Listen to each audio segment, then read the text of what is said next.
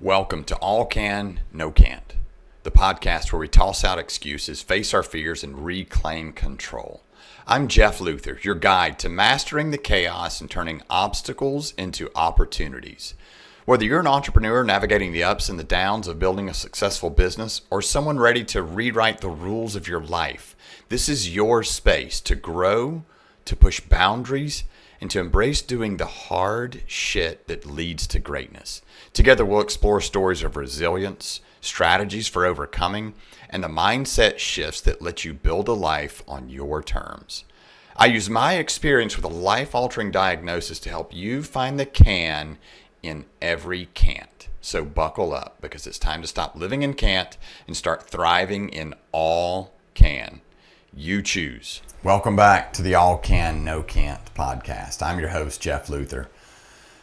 This is where we find the opportunity in the obstacle. And really, kind of something I thought about. This show's about the line between breaking down and breaking through, and what it takes to choose the latter when life just doesn't give us a vote.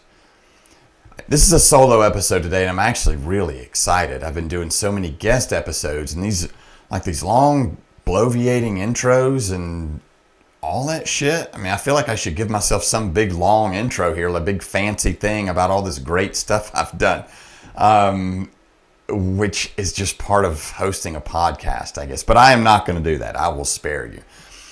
A few episodes back, probably 5-6 episodes ago, I gave my full raw story about surviving sudden cardiac death. And then I went on to talk about the 5 lessons that I learned. There were a lot of lessons, but there are 5 things that really kind of stood out. And then a couple of episodes ago, I did the lesson about asking deeper questions to get stronger connection. That was the episode about my son, who witnessed my event and how it affected him, and how I didn't really give it the credit I should have. So this is another lesson. I guess we could call it lesson 2. They're not in any particular order. But this lesson, what I learned is people don't care what happened to you.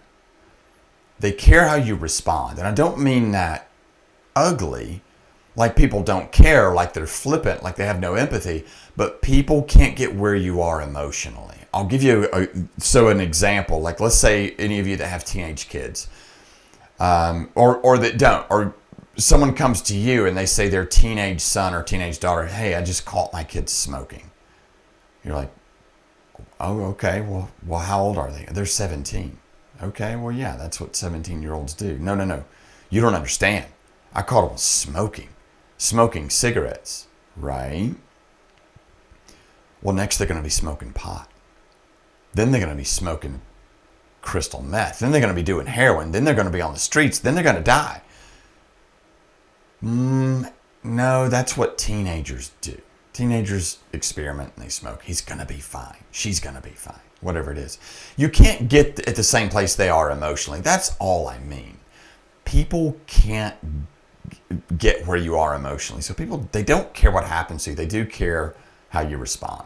It might sound brutal, but stick with me. There is power on the other side of this truth. I promise you. I'm not just being ugly. We all go through something in life. We all go through something. Sometimes we feel like more often than others. It might be illness. It might be betrayal, bankruptcy, divorce, cheating. When it happens, we kind of ask the world to pause for us. We think surely people are going to understand. They'll cut me some slack. You know, when I was going through my recovery, I guess, or whatever you want to call it, there was a short time where I would look at people that were happy and I would think, how dare you? How dare you be happy? Do you have any idea what kind of pain I'm in? So that's a roundabout way of me expecting the world to pause, me expecting the world to get where I was, me expecting the world to identify with what happened to me. And so we think, they'll cut me some slack. But here's the uncomfortable truth. Most people, they're not tuned into your story. They're not. They're watching your behavior. They're not asking, what happened to Jeff? They're asking, what's Jeff going to do about it? Sympathy short term. It is. The further, time is our friend when something happens, and the further we get from the event, the less impact it has on us. So the further we're removed from what happened to us, the less people think about it, but they are watching how you respond. And your response, that's your fucking legacy. That's the mark you leave. Think about the people that you admire most. The ones that we quote. You don't remember them. You don't quote them because their life was perfect. You remember them because they got up when life wasn't perfect. We don't quote people who fell down, right? We quote the ones that crawled and scratched and fought and limped and kept going. Those are the people that we quote. That's where all these quotes on Instagram and Facebook and all that shit, that's where they come from. I don't want to take up too much time on this, so I'm going to ask a favor. This is a favor. I'm going to ask you to read Man in the Arena. It's a speech that Theodore Roosevelt gave. I think it was like 1910. And oh my God, he would give a badass TED Talk. But please read it. That's my favor of the day. So here's the shift. It's not about what life does to you. It's about what you do next. That's what earns the respect. That's what builds trust. That's what people follow, not the sob story, the comeback. I died once, not figuratively, literally. Sudden cardiac death. My son saw it happen. I flatlined. And when I came back, not when I came back to life, but mine was around a health diagnosis, I guess. When I came back, people were shocked. They were supportive. They were compassionate. They were empathetic. People gave me grace. And that's one thing that I'll say to folks a lot is, give yourself the same grace you would give a friend. People gave me a ton of grace for a little while. But then life moved on. Life did move on. I realized that I had to choose. Like I still had a choice. And that was actually really empowering for me. And for a long time, I would do things like I would do a run or a short run or a walk, or I would go lift, and I was like, all right, I still choose. But I realized that I had a choice. I could, and the doctors made it very easy for me. They made it very easy for me to lay down. I could stay in my story. I could stay in what happened to me. Are you feeling stuck? Overwhelmed? It's like you're fighting against something that you can't even see or name. I've been there, literally. I survived sudden cardiac death, and I rebuilt everything. I've mastered the art of controlling the chaos. Now I coach a small group of high performers that are willing to do the work to do the same thing. No fluff, no excuses, we just get results. If you're ready to take back control, apply now at jeffluther.com. This is all can, no can. I easily could have continued to die. I could have laid down. I could have chosen to live dying, so to speak. Or I could shape my response. I was responsible for my response. I could shape it. I could shape my future. I could choose. I could have said, this is too much. This is too much for me. I need time. Oh, the doctor said I can't exercise. The doctor said I can't. All these can'ts, but I chose the can. I looked for the can. I looked for the opportunity that was in the obstacle. So instead, I got up. I built. I spoke. I launched a coaching business. I turned the trauma into traction. And my kids absolutely don't even talk about my event. They don't talk about my death.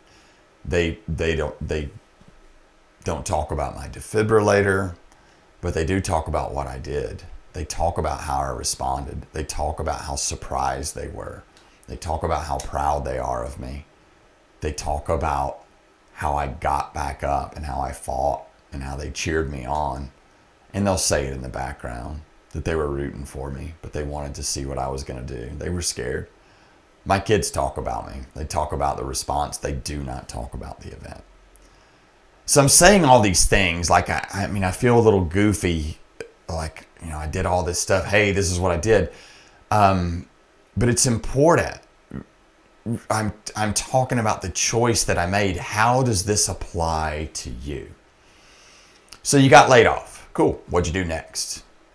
Your relationship blew up. You're in a divorce. A partner cheated. Fine. What did you learn? Your business failed? It happens. Believe me, I know. It happens. Did you pivot or did you pout? The story is not the thing. The story is not the thing. What happened to you is not the thing. The response, that's the thing. Because people forget the drama. They forget the diagnosis. They forget your fear. They forget the grace they were giving you. They forget the empathy. They forget what happened to you. But they do not forget how you handled it.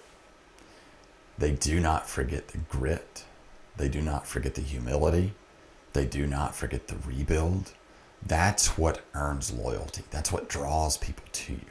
That is what empowers others. And that's what I'm talking about. That's what people see. And that's what they want to be. So here's your challenge this week. Think of one hard thing. Think of one hard thing. That shit you've been dragging around like a fucking anchor. Flip the question. Why did this happen to me? Flip that question into what is my response going to teach the people that are watching? Because trust me, when I tell you people are watching. Be the reason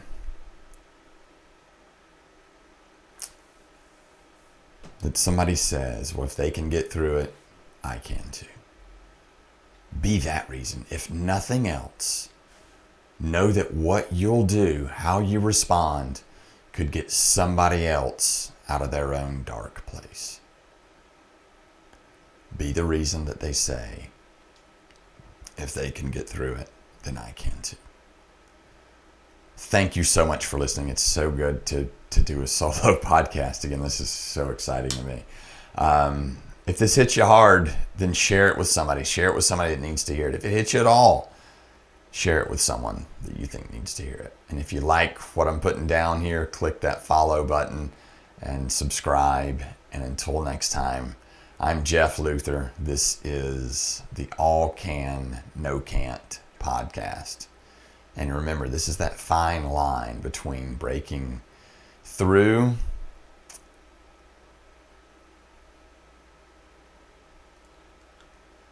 and being a victim. All can, no can't. We're finding the opportunities in those obstacles. When people say you can't, you find that can. Until next time, I absolutely cannot wait to see you. Thanks for tuning in. Thanks for listening to All Can, No Can't. If today's episode resonated with you, remember, it's not about the chaos you face. It's about how you choose to take back control. It's about finding that one small can in the can't you're given and grinding it down. Find your angle, carve your place out in the world, and get the fucking win. Do that by finding what you can do and not listening to what you can't. You choose. Be sure to subscribe, share, and leave a review. Your support helps me reach more people that are ready to embrace the all-can mindset. And it lets them know there's someone that's willing to walk with them no matter how dark the path gets. You can find me on Insta at JDLuther 2.0 and allcan_no-can't. This is where I share more tips, stories, inspiration to help fuel your journey. And until next time, keep pushing boundaries, breaking limits, proving to yourself that anything is possible, even when you're told it isn't. Remember, life's not about can't. It's all can. Go prove them wrong.